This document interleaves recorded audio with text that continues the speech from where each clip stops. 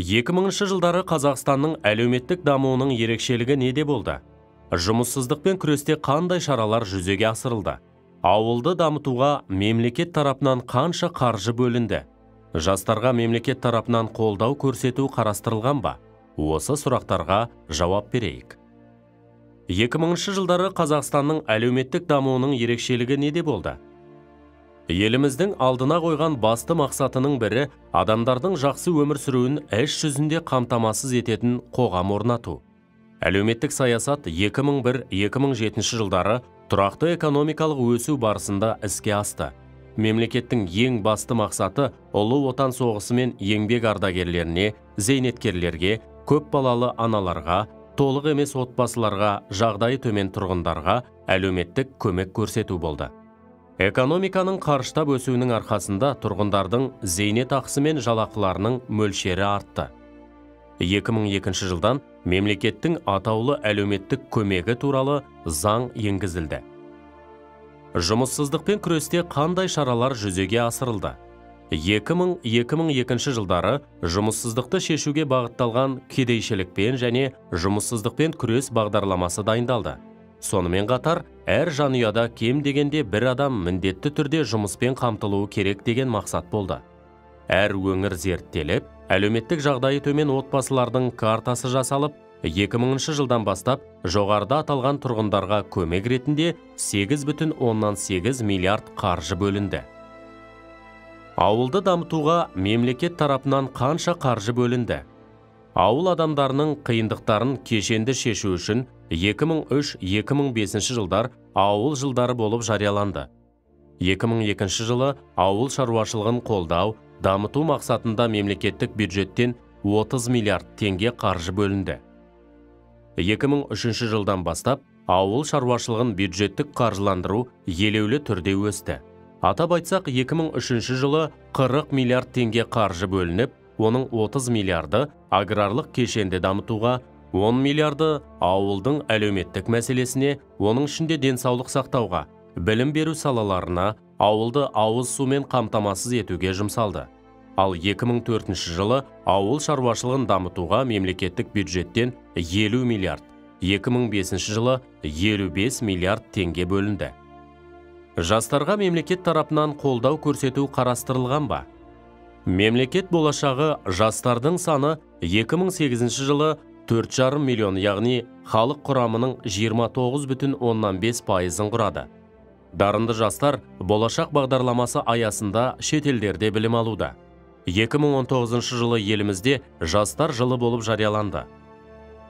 Мемлекетімізде бойында елге деген сүйіспеншілік, болашаққа деген үлкен сенім, күш жігер, жауапкершілігі мол, өте білімді, дарынды жастардың саны артуда. Жастар арасында Нұр Отан халықтық демократиялық партиясының жастар қанаты үлкен абыройға ие. Халықтың денсаулығын жақсартуда қандай жұмыстар атқарылуда? Зейнеткерлердің зейнетке шығу жасы ұзартылды ма? Көп балалы отбасыларға қандай әлеуметтік көмек тағайындалған? Халықты тұрғын үймен қамтамасыз ету мемлекетімізде қалай шешімін табуда? Осы сұрақтарға жауап берейік. Халықтың денсаулығын жақсартуда қандай жұмыстар атқарылып жатыр?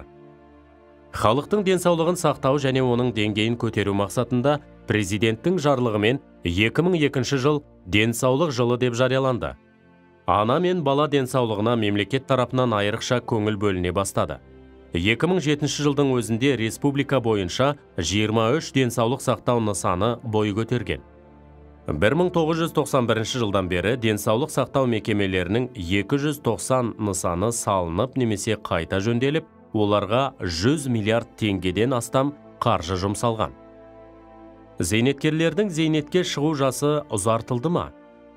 Елімізде зейнеткерлердің қатары едәуір өсіп, олардың саны 2002 жылы 3 миллион адамға жетті. 1997 жылы 20 маусымда Қазақстан Республикасында зейнетақымен қамтамасыз ету туралы заң қабылданды. Жаңа реформа бойынша зейнетке шығу жасы әйелдерге 58 жасқа, ерлер 63 жасқа ұзартылды. Көп балалы отбасыларға қандай әлеуметтік көмек тағайындалған? 2010 жылдан 6 баласы бар аналар күміс алқа, 7 баласы бар аналар алтын алқа егерлері атанды. 2018 жылдың 1 қаңтарынан бастап 5 баланы дүниеге әкелген аналар көп балалы ана статусын иеленді. 2019 жылдың 1 сәуірінен көп балалы отбасыларға атаулы әлеуметтік көмек тағайындалды. Халықты тұрғын үймен қамтамасыз ету мемлекетімізде қалай шешімін табуда? Қазақстан экономикасының ілгерілеуіне байланысты 2000 жылдан бастап тұрғын үй құрылысы қайтадан жанданды. 2002 жылы үй құрылысына 29,4 миллиард теңге инвестициялық қаржы жұмсалды. Немесе 2001 жылмен салыстырғанда 7,9%-ға артты. 1,402,000 мың шаршы метрді қамтитын 11,2 пәтер қолданысқа берілді. 2004 жылғы көктемдегі президенттің халыққа жолдауында республикадағы арзан үй құрылысын кеңейту, ұзақ мерзімге 9-10%-бен ипотекалық несиелер беру, жинақтаушы тұрғын үй банкілерінің көмегімен мүмкіндігі төмен отбасыларын тұрғын үймен қамтамасыз ету бағдарламасы жарияланып, қомақты жұмыс атқарылды. Қазақстанда алғашқы жылдары кездескен қиыншылықтар мен қайшылықтарға қарамастан, әлеуметтік мәселелерді шешуде біршама жұмыстар іске асырылды. Мемлекетіміз экономикалық, әлеуметтік қуатты реформаларды жедел де тиімді іске қосып, қай салада да ТМД елдері ішінде көшбасшы орынды иеленіп келеді.